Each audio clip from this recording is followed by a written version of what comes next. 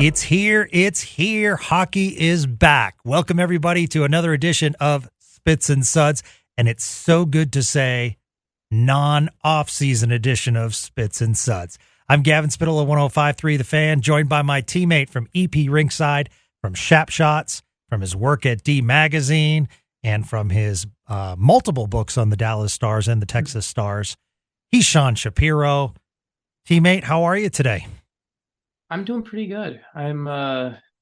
It's fun. We've reached the busy but fun time of year, and it's also the weirdest time of year too at the same time because like we know preseason is going and everything like that, but just with how, and this isn't a commentary on the Stars themselves. This is more of my commentary on the league in general. With how the NHL treats preseason hockey, it feels so weird because like I'm looking at the schedule right now. There's preseason games tonight between Buffalo and Pittsburgh, Detroit and Washington, New Jersey and New York, Colorado and Minnesota. I think there's like 6 preseason games tonight, right? Yep. I can only feasibly watch 2 of those. And it's just amazing to me that in the year 2023, and this isn't a commentary on individual teams because I put this more on the league in general, that in the year 2023, it's so hard to actually watch preseason hockey when there are people, and it's obviously not going to be the largest swath of audience that you would have for regular season games, but there's still enough people who want to watch these games and would tune in and watch. And so that's more of my, I understand the system. I'm not asking for someone to explain to me why. I just feel like it's something that the NHL should take a long look in the mirror at and realize that they could fix some of this themselves and make these games more readily available in preseason. I think it would just be good for us. Well, that makes sense. Absolutely. Okay, so a follow-up from the last episode as we continue this Sean Shapiro, Gavin Spittle storyline. Did you stay up for hockey in Australia? Did you watch the following day? And what were your thoughts? I watched I did not stay up to watch actually, I did on the Saturday night game in Australia. I watched a little bit of the first period. I was already up a little bit late and threw it on the TV while getting some late night dishes done in the kitchen. But both of them, I ended up pulling them up and watching them watching them the next day on the rewatch on ESPN Plus and everything like that. So, we actually have a listener of the show, Simon Cave, who is in Australia as a Stars fan. So shout out to Simon, hey, Simon. I know was at the game. He's Gavin, he's someone who became a Stars fan because of NHL 99 on the PlayStation. That's how you grow the game any way you can, right? And so it was great. I talked to him this week to hear what it was like as being hockey in Australia, and I actually thought it was pretty good. As far as a lot of times, I think these preseason games turn into farces because there's too many of them, and it typically turns into, like we saw, if anyone who went to the Dallas game Tuesday night, you saw it's really one team. It's basically a road team B squad versus a home team A squad. And I thought the Australia games were actually as close to actual regular season lineups because both teams sent their best.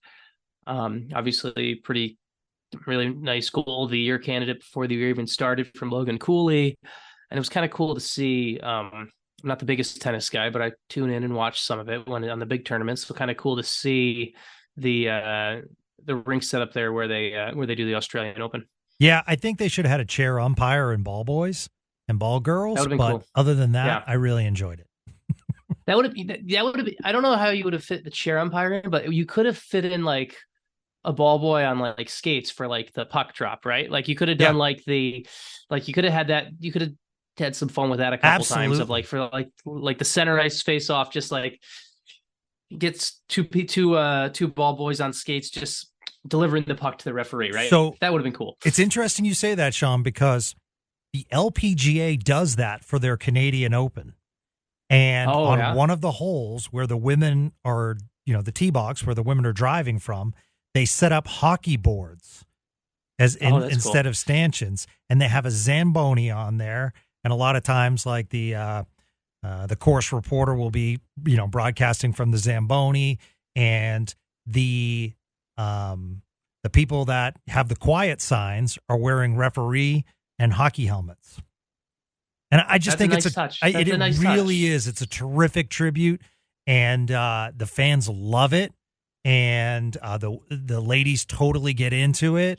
They talk about their favorite hockey team, and it's just like, I really, really love that they do those kinds of things, especially in golf. I mean, we see how rowdy like a Ryder Cup is, and we can see. I'll give you another example. Last Friday night, Sean, we took over section 133 at Globe Life Field, and what that is it's a section in right field that was kind of started by a fraternity night, and they do chants, and it really is like a soccer game. And that's cool. My ears were buzzing, and it was amazing. It was a completely different way to watch baseball. And I love the unique twists, and that's what I love about, let's go to Australia, let's go to Finland, let's do this, let's expand this great game, because it is international now. One thing that technology has allowed is, the growth of sports where, it's not as hard as it, once was to follow your team. You can now basically follow any team in the world, and that's just awesome. It is. That is cool. Okay, Stars preseason. And the big news, Sean, Logan Stankoven, you wrote on Shap Shots about Logan Stankoven with the question, and you actually brought up something, and you referenced our friend David Castillo from D Magazine, it's not a question of is he ready, because you answered that question. You talked about when is he ready. I thought it was interesting. Pete DeBoer talked about Maverick, Bork, and Stankoven after the game, and the primary focus was actually on the defensive end rather than the offensive end. So I thought that was actually a really cool coach's message, especially in training camp. Like, this is what these guys have to work on to make this team, and get to them early and focus on their defensive side. So I really like that from Coach DeBoer. I like that he was so frank about it. I really enjoyed your article. I thought it was very in-depth, and I think you nailed it, and this is going to be my opinion, and I'm going to relate it to the Texas Rangers again, because we have a lot of Ranger fans that listen to this podcast. Evan Carter is the next big thing for the Rangers, and he's come up late in the year and just provided an amazing spark. Still batting in that 9 hole because they don't want to move him right now, but he's the future of the franchise. All year we were talking about Evan Carter on the radio station and how quickly he's developing, yet we didn't see Evan Carter till the end of the year. But now nobody's talking about that anymore. They're just talking about the excitement. And I just want to remind people that it's okay if Logan Stankoven starts the year as a 20-year-old in Texas. And in many ways, I think it's actually a good thing. What do you think? Yeah, and as I wrote about today in the piece, it is to me there's a couple key facts we need to establish, right, about the Logan Stankoven story and his chance to make this roster and things like that. And the first one is, I think Logan Stankoven is NHL ready. Like, if there's right now, let's do quick, because there's going to be 13. I'm using my calculator real quick right now. So there's 32 NHL teams. Every NHL team has 13 forwards roughly. That means there's 416 NHL forwards to start the year on opening night rosters. Logan Stankoven is in the top 416 hockey forwards in the world right now. I truly believe that. Wow. Logan Stankoven is ready to play in the NHL. The issue more so is he's happens to be part of a franchise that is in a clear cup window, can win the Stanley Cup. And we're not talking about the Arizona Coyotes. We're not talking about the Montreal Canadiens. If he was part of those franchises, it'd be a no-brainer. This guy would be playing second line minutes already. You'd be running and rolling with it. But just like your Rangers comparison, the Rangers, that's the luxury. When you're winning, that's when, I think, and you can tell me whether I'm right or wrong on this, Gavin, but I think from a Rangers fan perspective, people kind of had to recalibrate where we're a good team. Yes. Right. You have to, you have to kind of, and I don't think Stars fans need as much of that recalibration, because obviously this team has been good in the Jim Nill era. They went to the Cup final in 2020. They were in the Western Conference final last year, but I still think people need to remember that this team is acting like a team that can win it all right now and not a team that says we have to develop one guy. And I think that's a good thing as a fan. I really do. Right. So Stankoven is, by my view, he is ready for the NHL. He's just in the wrong franchise to be in the NHL this season. And the other thing about it is, and this was the point that David Castillo brought up, and it's a fair point, but it's a lot of people use the Wyatt Johnston comparison of, oh, he's not Wyatt Johnston. And I get what David's saying, where they are two different players, and they are two different players. But another thing, and to expand even further than I went in the article on this, Wyatt Johnston's season last year also came with the caveat, Gavin, where it wasn't NHL or AHL, it was NHL or OHL, right? And so for Wyatt Johnston, it was more and more of a discussion of, we're either putting this kid, Johnston, in a spot where he's in the best league in the world, or he's going to a place where he's better than everyone else. Yep. That's not the conversation for Stankoven right now, where goes to the AHL. Even if he's the best player in the AHL, he can still get better. We're not talking about him going to junior to play against 18-year-olds again. So that's another thing about Stankoven. And the other big thing that is really important, and I think Pete DeBoer, I like Pete DeBoer's sentiment and the message he sent about defensively and fitting in and everything like that. But the other thing is, Jim Nill built this roster with 13 NHL forwards already. And so with Jim Nill's offseason actions and his decisions to sign Sam Steele and Craig Smith and go get Matt Duchene, all signings we've talked about, and there's not a spot for Jim Nill to get Logan Stankoven onto this roster without an injury. I think Logan Stankoven will play in the NHL this year. I really do. But the argument needs to be recentered on when is that next step, as opposed to whether he'll make, because I think if we try to pull our hair out and try to pretend that he's potentially can actually win a job for October 10th or 12th or whatever it is in training camp, we're doing ourselves a disservice. And I think this context is really important. Right. Absolutely. And you don't want him up as a healthy scratch. That's not productive. So, candidly, I don't want him on a lower line. I don't want him on a fourth line because I just don't think he fits that mold, even though, as we've talked about on Spits and Suds, Pete DeBoer's system is more offensive-minded. You don't have that quote-unquote hard checking line like we did in the Rick Bowness era. Yeah. Well, and Gavin, the other thing, too, is and this is kind of remarkable to think about with where the Stars are. And I'd be curious. I'd have to look across the league to see if there's anyone else, but the Stars right now, with their projected roster going into this season, they only have one waiver exempt player on what I project as the roster to start the season. I'd have to take a look across the league to see how many other teams are like that. But it's not like you could be like, oh, well, there's this other guy we could send down. The only other guy that's waiver exempt is Wyatt Johnston. And Wyatt Johnston is not getting waived. Yeah. Is necessarily not getting waived. And Wyatt Johnston is not going to the AHL. So that's the other thing too, where it's like, it's not there's these pieces that are built in where it's not like, oh, well, he's competing with this other guy who's waiver exempt and could go down. No, they built this roster. This is the roster Jim Nill thinks can win the Stanley Cup. And Logan Stankoven is part of the plan when someone gets hurt, or if you come to late December and the Stars have forgotten to score goals. Yep. Yeah. I mean, and I want Stars fans to think of this perspective. Injury happens. Mm-hmm. Good chance you see Stankoven. Let's just say another injury happens in the forward. Maverick Bourque comes up. Let's just say throughout the year, there's a defensive injury. You have Gavin Bayreuther. If he remains with the team, you have Jamie Benn. And then we're getting Leon Bixel ready. And he could be a call-up as well. That's a great problem to have. I mean, I want Jim Nill to struggle with having to send Stankoven down when someone becomes healthy. Those are great problems to have in your organization. So we should actually be celebrating this. I know fans want to see him. I get it. It's awesome to see him in preseason.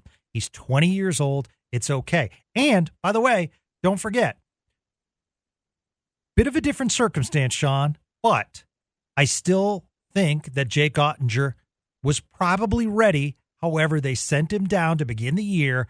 get that seasoning. He dominated at the AHL level, came up with a lot of confidence, and we know the rest of the story. Well, and Jake has even admitted that to both of us, I think. He's talked about that out loud. So that's not really that's I mean, obviously different position, but that's the reality of it. And I think there's something that people I obviously I am a big believer in the AHL. I wrote a whole book about it, right? And I think sometimes people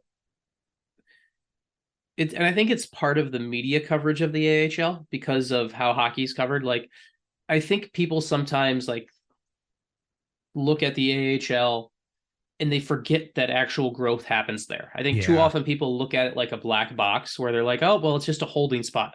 It's not just a holding spot. Growth happens. I intentionally went out of my way to watch games of Maverick Bourque this summer from his year with Texas. And you watch Bourque from games 15 through 20 and games 60 through 70. He's a completely different player. Yep. He's an improved player. He's better all around. He sees the game better defensively. He tracks better. Like, these are all things. Logan Stankoven will get better playing for Texas. And the other thing, and this is going to sound like the slightly harsh view, but it's true. If the Stars stay healthy, Gavin, and they stay incredibly healthy, they only need 13 forwards all year, which doesn't happen, but hypothetically they do that.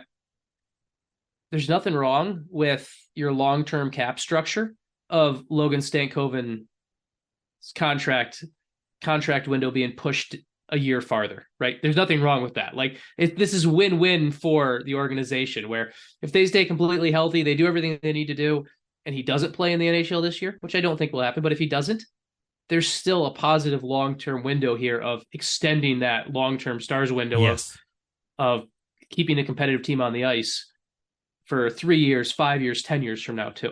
Yeah, absolutely. And once again, the other thing Stars fans should be excited about is, what do players like Stankoven, Bourque, and Bixel, as we've talked about here on Spits and Suds, they provide cap relief, which you need to be a continuous contender here in the NHL. Mm-hmm. You don't want to be dumping off players to dump cap. You want to be building, and it's a good problem to have if you're having to sign those prospects to long-term deals. That means they've hit, and they've hit big in the NHL. So I agree with you too, Sean. I'm so glad you brought that up about the AHL, because in my years covering the AHL with now the Texas Stars, but primarily with the Houston Aeros, the one thing halting players from coming up was consistency. And part of that consistency, by the way, was the starting Houston Aeros goaltender, Anton Hudobin, who, I'd watch him and he'd be like, how is this guy not in the NHL? And then I'd watch the next game and I'm like, wow, does he even want to be here tonight? And he got it together, became a quality NHL backup. We saw what he did in the Stanley Cup run. So I think it's just mostly consistency, but it's a terrific league. And that's really, to me, the differentiating factor between the AHL and the NHL. Players are big, players are fast, it's a great league to watch. And you're right, Maverick Bourque's development from tier 1 to tier 2, as far as past the AHL All-Star break, second half of the year, to the point where he got called up, and was taking pregame skates in the playoffs. So that's how impressed the Stars were with his development. Yeah. He's it's a good, and there's a good story on Stankoven from our friend Steven Meserve over at 100 Degree Hockey about how Stankoven and Bourque. Stankoven looks at Bourque and uses him as a model for this year, and I think that's a good thing. And I think the other thing that's good about these players, and with Bourque and Stankoven, is I think they get it. Like, I think there's a lot of, obviously they want to be in the NHL this year, but I also think that they understand the process. They understand they understand how this all works out. Like Stankoven, let's take him for example.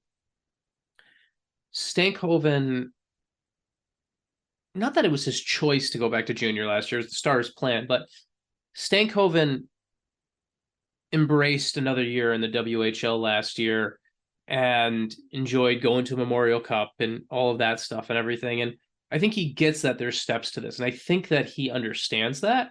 And I think the Stars have kept him in the loop on that too. And I don't think this is a crisis thing. And these are good problems to have. These are the types of things where it's like, okay, I'm not what you don't want to be. And I think this is a good piece of breaking news that happened today to talk about what good problems and bad problems are, right? So look what happened in Tampa Bay today. It comes out that Andrei Vasilevsky had back surgery, will miss 2 months.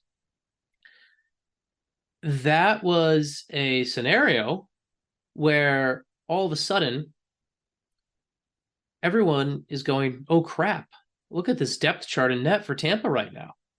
And it's the perfect example of by Tampa not ever really addressing the backup goalie scenario ever and just only being willing to ride Vasilevsky.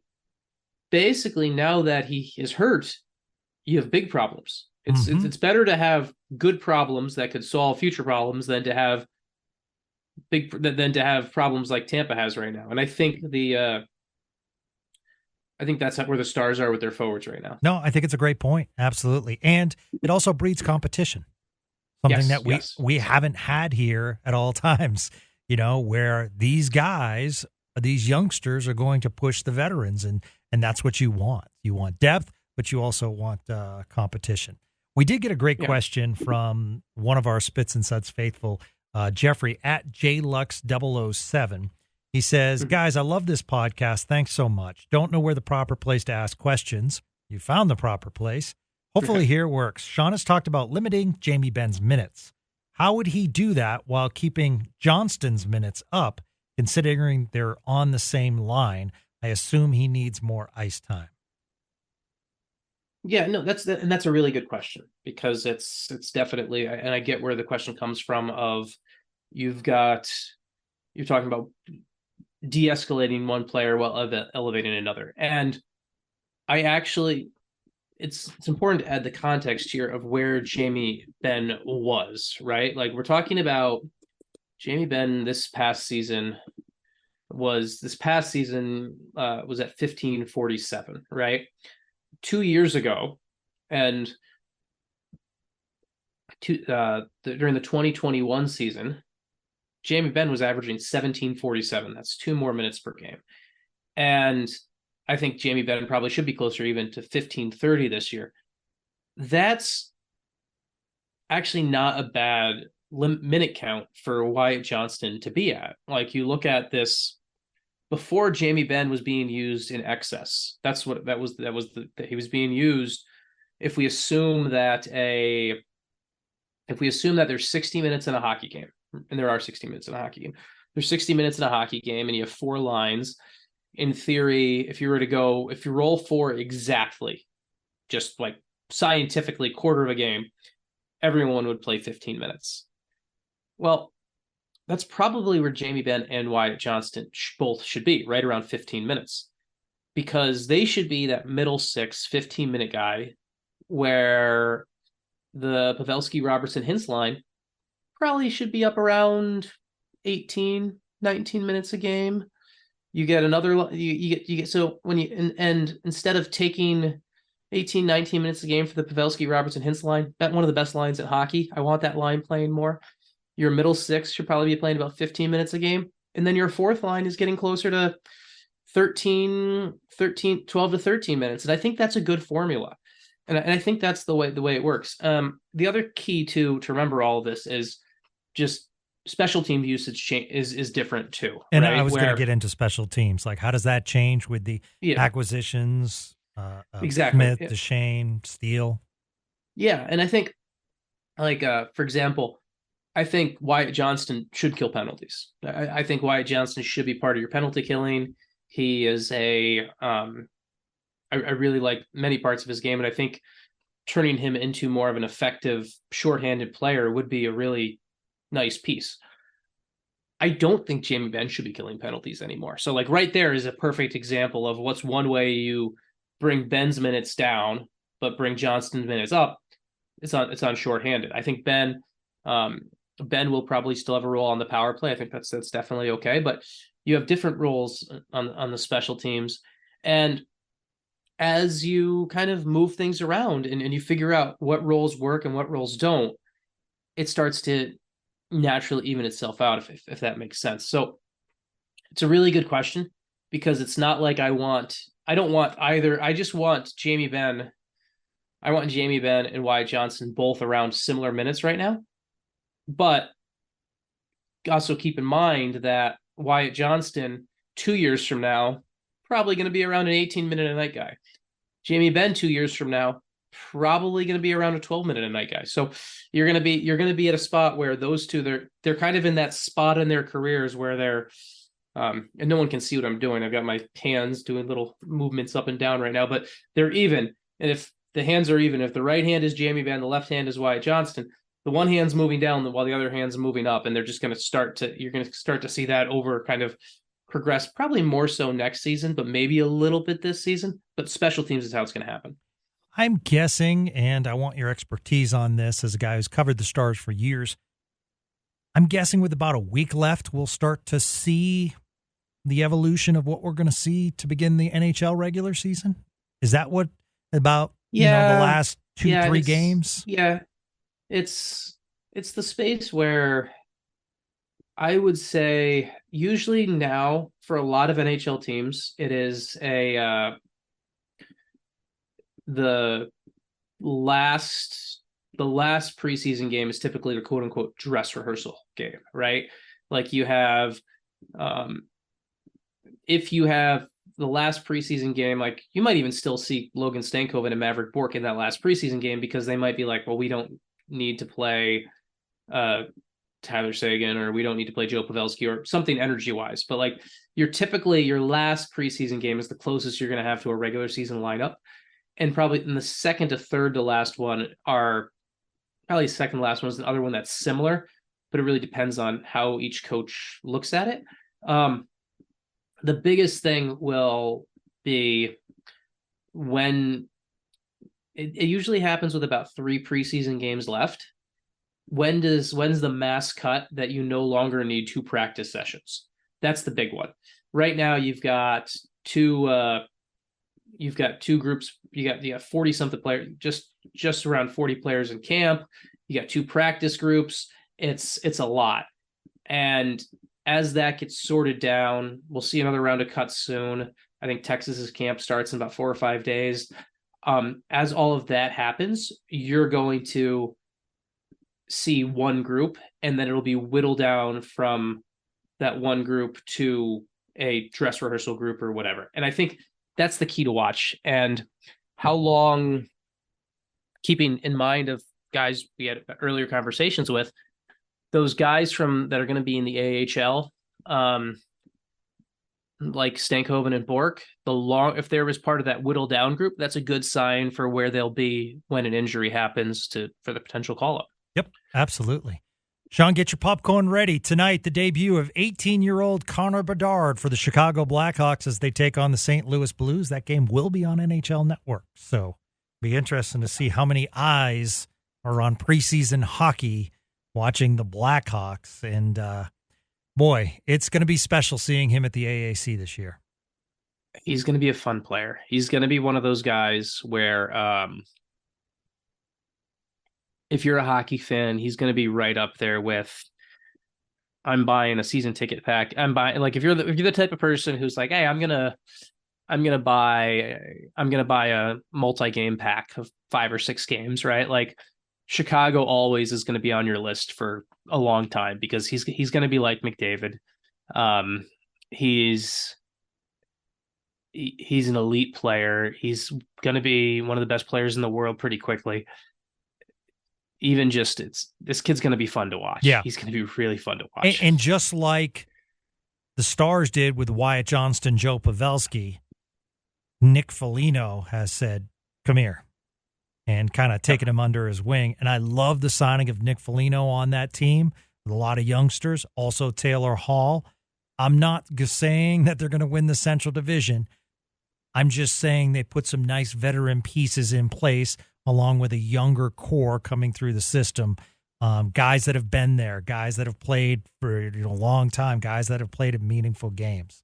So I think that was some smart movement for the Blackhawks, who have a lot of assets. To be clear, they are still going to be bad. I think that's the thing. Yep.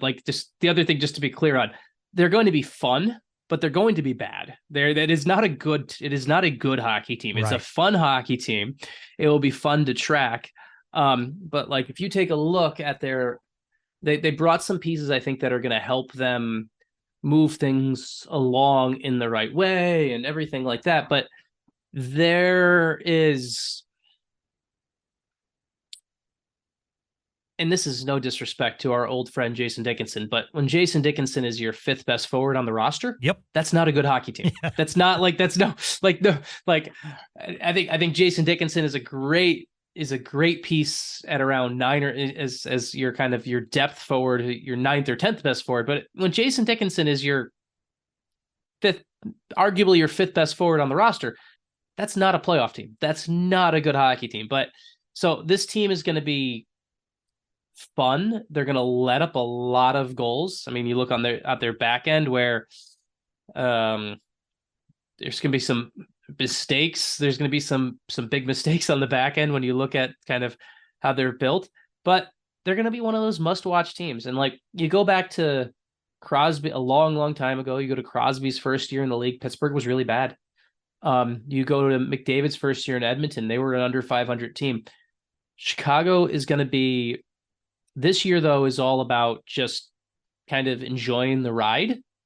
And to me, the real kind of like, how do you compete and take advantage of Bedard's rookie contract is year 2 and 3 of how do you signed a lot of short-term deals this year.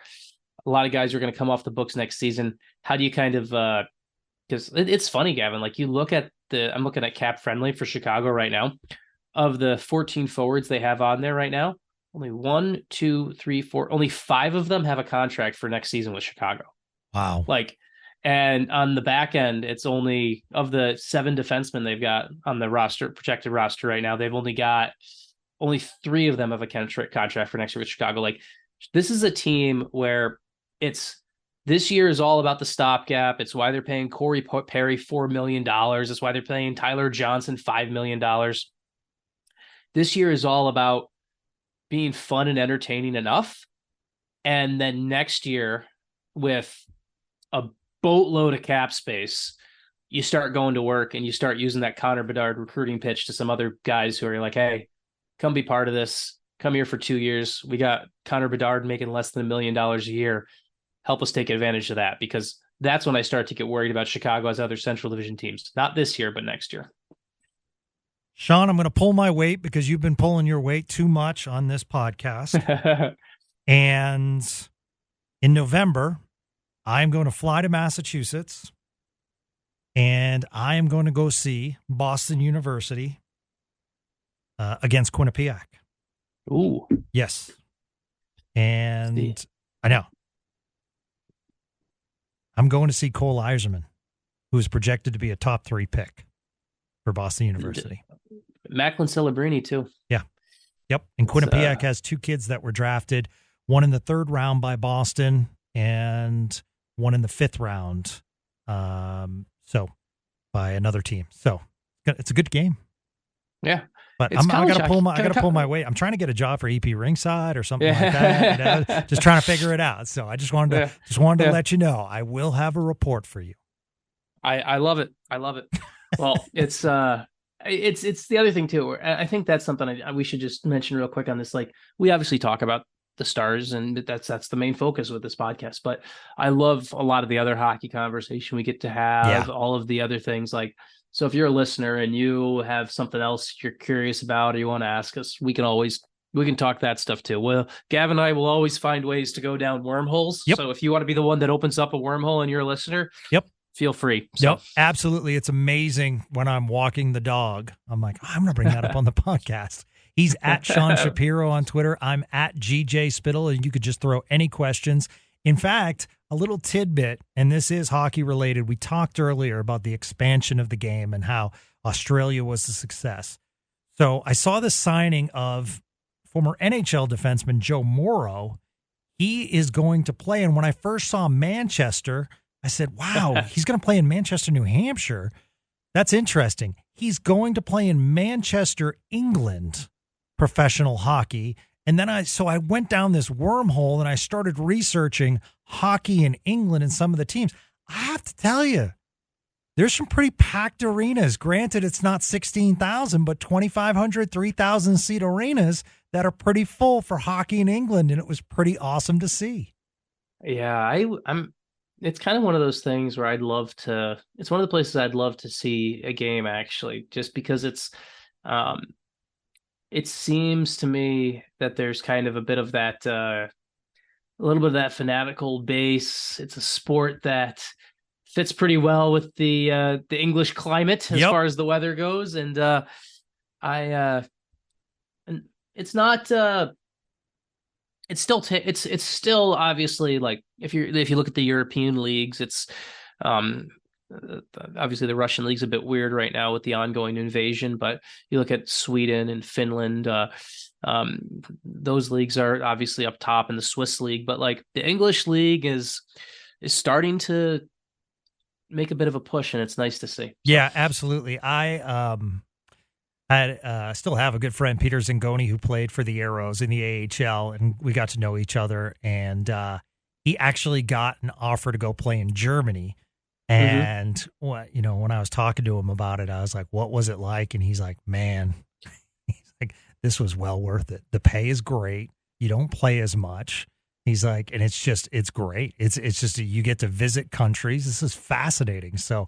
It's good to see because it opens up opportunities to continue careers, and also for some that might not make it to the NHL, they get paid more than if they were in the ECHL, let's just say. So I think it's a great opportunity for some players to, make a living for a number of years playing a decent level of hockey.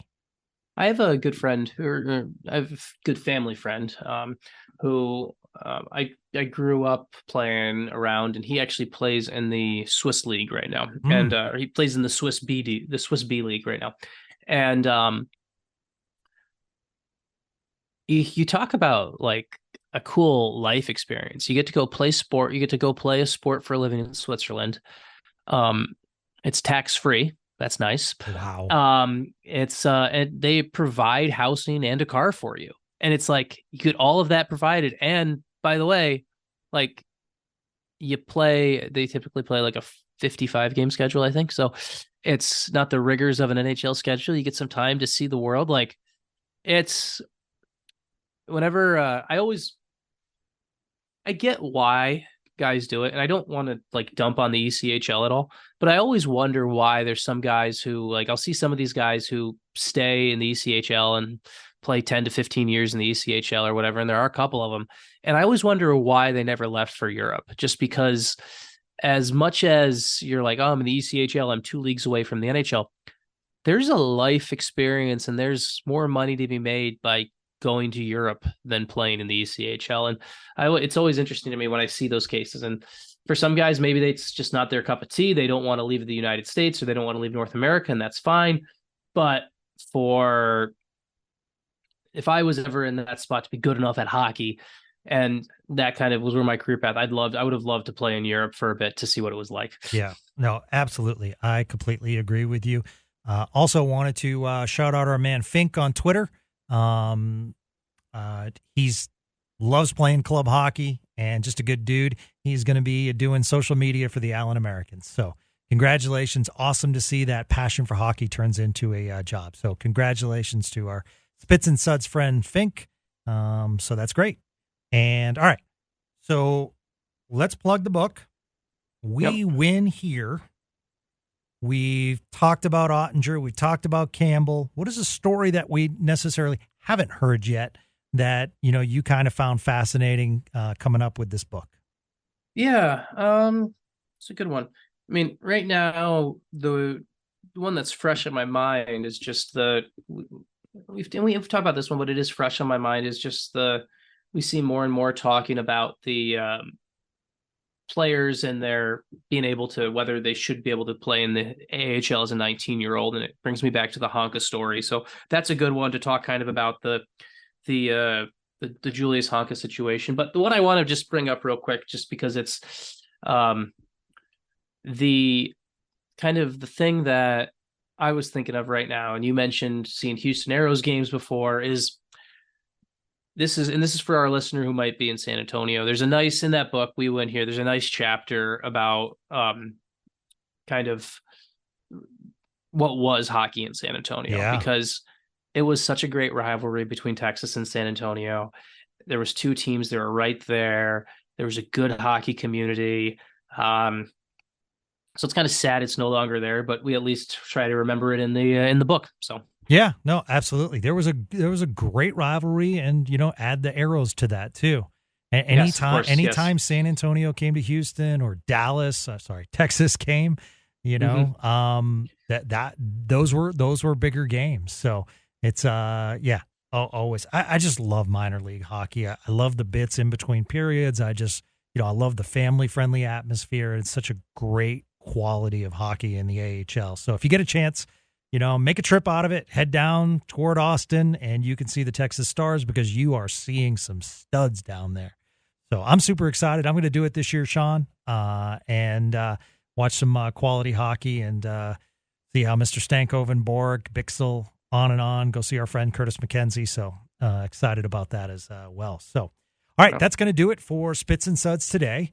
And we're excited because, as you can tell, preseason hockey is underway, and before we know it, the regular season will begin. We'll continue to break down, more and more players as we continue to watch them, and we'll give our predictions as we get closer. So exciting times. So if you haven't yet, feel free to, and please do, support Sean for all his work on this podcast. He has a subscription based at Shap Shots, so always good to support Sean, and so Sean can make a living, so he stays happy, he stays my friend, my teammate, and stuff like that. So that'll be that'll be good.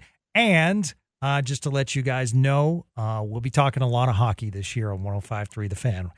Candidly, we upped our hockey content this year, partly because of Spits and Suds podcast, but we also saw kind of a void in the community, so to speak, where it wasn't being done. And we felt as though if we touched on certain things, the hits, so to speak, the big subjects, I think people would embrace that.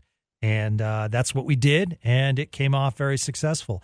I also, Sean, recently saw a research study, and it was pretty amazing to see how well the Dallas Stars tested in the market as far as I want to hear about Dallas Stars news.